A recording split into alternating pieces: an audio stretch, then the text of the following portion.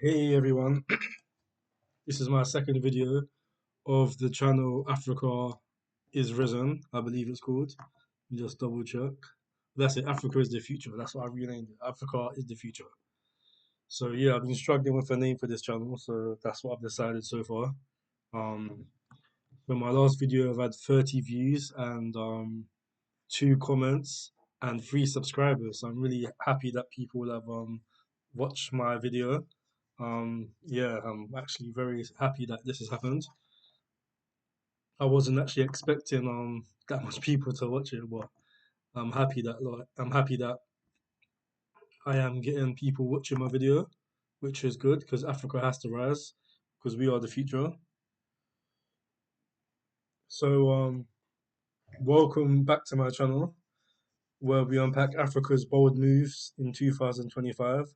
Today we're diving into the changer why Mali, Niger, and Burkina Faso, the Alliance of Sahel States or AES, are turning to Russia and China instead of the West. Is this a new era of African sovereignty or risky political pivot? Stick around because this is about to get spicy. If you're new, hit the subscribe button and the bell. So everyone, like the AES is like a hope for Africans worldwide with our hero Ibrahim Traore. He's like our hero. So the AES is shaking up the Sahel and the world is watching. From kicking out French troops to signing deals with Moscow and Beijing, these nations are rewriting their future. But why? Let's break it down. First, let's set the stage. So the alliance of Sahel states, Mali, Niger, and Burkina Faso, was born in September 2023 after military coups. I really shouldn't really say coups, but say revolutions where revolutions toppled pro-Western governments and we regained our independence because Burkina Faso had an independence previously under Thomas Sankara, and the West killed him and they made it a colony, a French colony again. So what Ibrahim Traore has done is we have regained our independence. So these great leaders, led by figures like the brave Captain Ibrahim Traore, said enough to Economic Community of West African States or ECOWAS and its Western back agendas. On July 6th, 2024, they formalized the AES as a confederation, complete with a joint passport, flag, and a 5,000 strong anti terror force. With 71 million people and 62 billion GDP, this isn't just a club, it's a power move.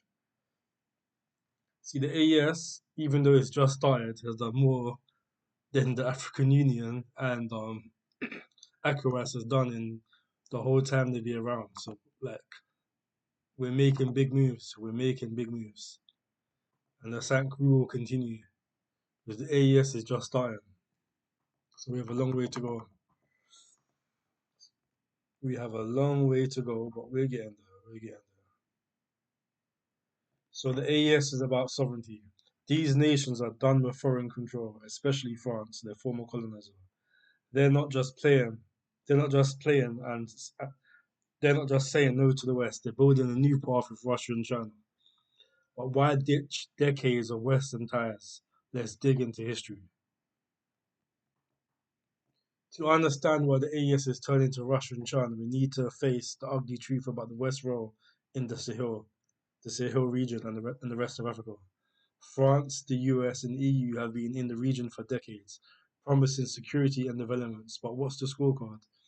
Since 2013, France's operation, I think it's Barkhane or something, don't know exactly, sent 3,000 troops to fight jihadists like Al Qaeda and ISIS.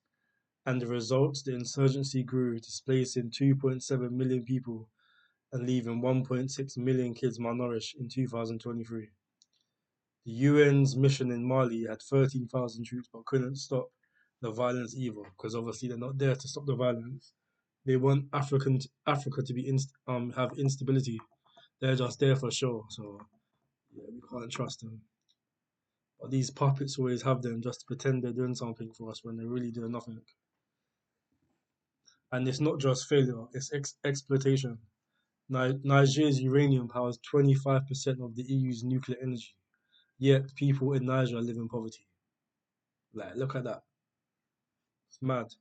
Mali's potential lithium reserves and Burkina Faso's gold, mostly controlled by Western firms. Everyone wants lithium at the moment for electric batteries. So if we control our resource, we can dictate prices. The CFA franc tied to France keeps the economies on leash. No wonder 84% of Malis view France negatively, according to a 2023 survey. The final straw, ECOWAS's threats.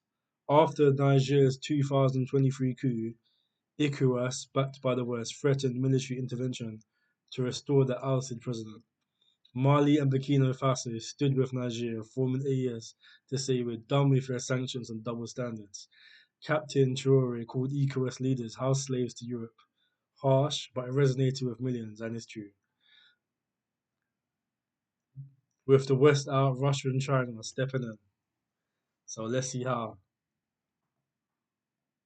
Now let's talk about Russia and Putin. I think he's one of the greatest leaders of modern times, to be truthful. President Putin. So the AES isn't just flirting with Moscow, they're signing deals. While Russia offers what the West didn't, respect for sovereignty and tangible support. See, Russia has never colonized Africa, or they didn't as well during the Soviet Union. They used to help us. They provided us with arms and stuff to gain our independence. So they've always been on our side. I'm not saying we should rely on Russia 100% or China, because we need to rely on ourselves, but it's better to be with them than the West. So since 2021, Russia's Wagner Group, now the Africa Corps, has provided security in Mali, training soldiers and fighting insurgents. In 2024, Nigeria welcomed Russian military trainers and air defense systems after expelling 1,000 US troops and closing a drone base in Agadas. Burkina Faso is reportedly buying arms with 30 million in gold. So yeah, we're buying arms from them, which is a good step because we need to provide our security. But in the longer term, we need to produce our own weapons. We need to be able to protect ourselves. But obviously, we can't protect ourselves straight away. So initially, we need to go to Russia and China for support, and eventually start making stuff for ourselves. Initially, light arms, eventually more advanced things like drones, and then missiles and stuff. So we can do it. In 10 years' time, we could have our own like local African arms industry to defend ourselves. So the thing is like, why would we need air defense from Russia against these terrorist organizations who don't have an air force? Because they have drones. Like the West provides them with drones to attack us. We and they're building a drone base in the Ivory Coast as well. So we need the air defense to destroy their drones. Because like I said before, they're going to use these drones to provide intelligence to these insurgents. Do they airdrop weapons as well. So we need to protect the airspace. So if America tries to do this, we can shoot them down, shoot the drones down. So it's something we have to do. But yeah, it's a difficult thing to do, but it's something we need to obviously do. So here's the kicker. Russia is not just about guns. In April 2025, the AES ministers met Sergei Lavrov in in Moscow to plan a 5,000 strong joint force. In May, justice ministers signed judicial cooperation deals in St. Petersburg, which was Stalingrad, in Russia. Russia's even helping with nuclear energy in Burkina Faso and Mali.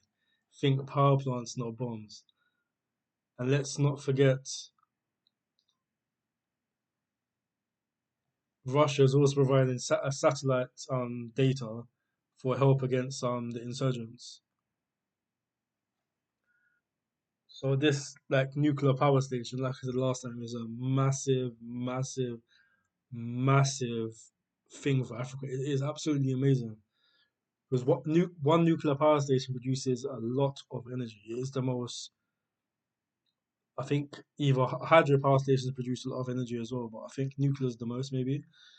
But one nuclear station can power thousands, tens of thousands of of homes and industry. So it's very, very critical that we have a decent energy structure.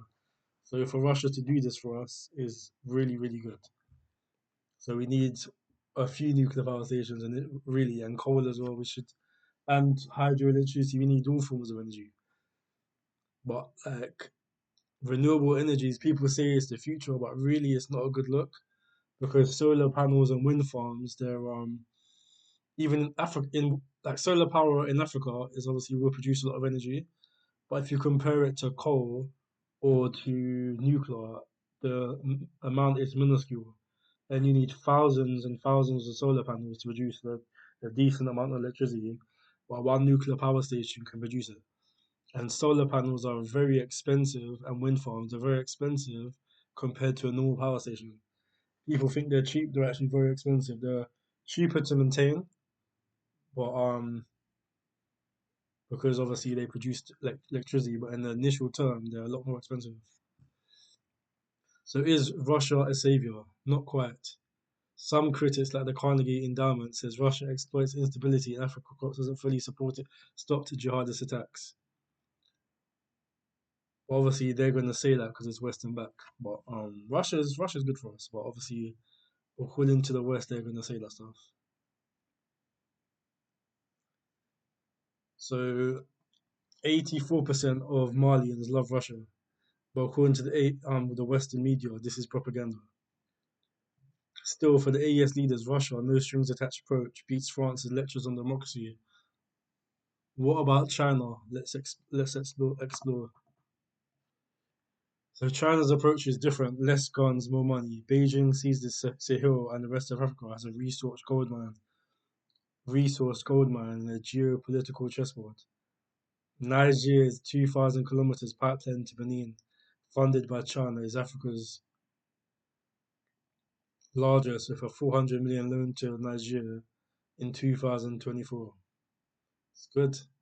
We need to this oil as well. We should also circulate the oil within the Sahel region as well. I mean, like within the AES, because oil is like one of the best forms of energy because it's not just you can use it for power, you can use it for cars, transportation. So having oil is really important.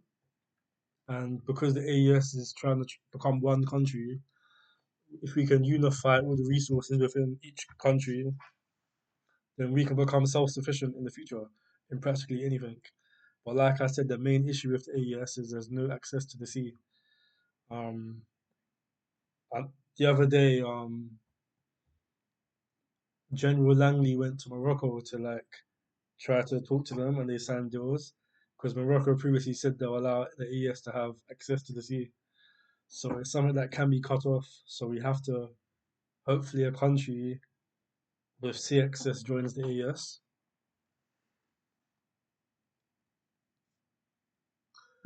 So Mali has big lithium reserves, and China's Gangfang lithium is all in. So in Burkina Faso and Chad, which hopefully could join the AES, Chinese firms are stepping up mining contracts.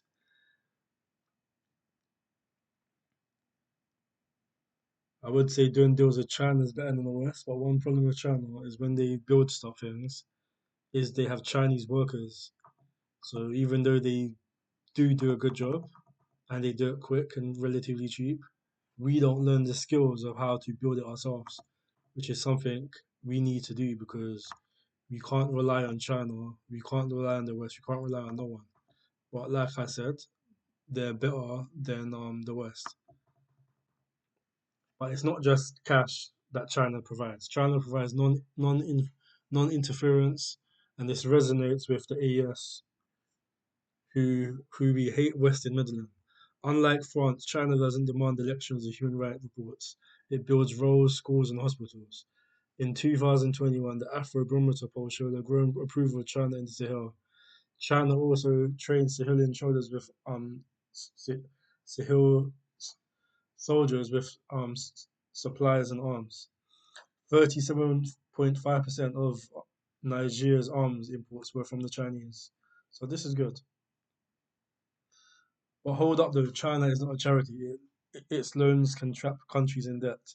Gibraltar owes China $1.4 billion, and while the AES is trying to renegotiate Western mining deals, they are now pressuring Chinese firms for better terms, showing they're not blindly pro-China, which is a good thing because even though, like I said, we should lean more towards the east, more towards Russia and China, we cannot obviously allow them to exploit us as well. So we must obviously have whatever deal we have for mining or anything, it must be a deal that benefits us. It can't just benefit them. So it's good they're doing this. So while Russia and China they offer what the West didn't, respect, resources, and a chance to break free. China and Russia don't have a history of assassinating African leaders, invading us. So that's why we should do deals with them rather than the West. So what's the catch? The AES pivot isn't a fairy tale. Russia's African court struggles with recruitment and hasn't crushed the jihadist groups. Attacks rose in 2023. It hasn't crushed it, but it's reduced it. And because obviously Russia's there and they hate the AES, the West has obviously stepped up support for them, and that's one of the reasons why they're want to do that drone base in the Ivory Coast, so they can obviously keep the pressure up on these countries. But we need to fight back and make sure that we can gain our independence. So China's investments come with debt risk, and the AES worry about trading one master for another. Plus, the AES exit from ECOWAS, finalized in July 2025, risk regional isolation. Will Guinea or Chad join the AES as hinted in 2025? I hope so. The more countries that join, the better. And obviously, and Togo said they also want to join, but at the moment, there's actually massive protests in Togo about trying to gain our independence. So if we can overthrow the Western backed leader and gain our independence in Togo, that's access to the sea, which we need. So what's the catch? So still, the AES move is historic. It's a middle finger to neo-colonialism and a better multipolar world. Russia and China aren't perfect, but they're hoping the AES to build a confederation with one voice, diplomatic, economic, and militarily. By 2030, could the AES inspire African nations to ditch Western control? Only time will tell. It's actually doing it already. People in Africa are rising up. Look at Kenya with Ruto. People are rising up, even though they're killing protesters. In Togo, like I said, there's protests. I want to see protests in South Africa, which is the most colonized country in Africa. We need to gain our independence in South Africa as well, and all of Africa. So yeah, it's definitely a good look. So what's next? The AES is planning a joint parliament and currency. That's the reason why Gaddafi was killed, because he wanted the African currency for the whole of Africa. It was to be backed by gold. So that's something the AES is also trying to do, have a currency, a single currency, so backed by our resources. So it's a dangerous threat to the US, to the US dollar dominance. But something we need to do. We need our freedom. We can't be slaves forever. So maybe AES coin to rival the CFA franc, but they have to balance sovereignty and stability. Drop your thoughts in the comments. Is the AES a pivot to win for Africa or a risky gamble? So, like I said, yeah, this coin's a big move. It's definitely a big thing, because if we have our own coin and our own currency, the problem is though as well, if we have our coin, if it's not backed by our resources, they can do what they done to the Zimbabwean dollar, where they destroyed the Zimbabwean dollar, and inflation was through the roof. So by having our own currency, there's a risk for them to obviously cause massive inflation. So we have to make sure that before we do it, we obviously have good trade deals with China. The currency is backed by our resources, so they can't destroy our currency. So it is a risky move, very risky. And obviously they will try to assassinate the leaders more, because this is obviously another threat to them. But we can do it, because Africa's going to rise up, because we are the future. So that's a wrap, fam. The AES is turning to China and Russia to reclaim our sovereignty, but the road is not easy. If you learned something, smash the like button. Let's help us grow. Subscribe the bell for Pan African insights. I'm aiming for 1,000 subscribers, hopefully by the end of the year. That would be nice. Um, yeah. So my next video is I want to see how the AES is redefining African security. And thank you for the my 3 subscribers so far. And yeah, thanks a lot, bro. Peace.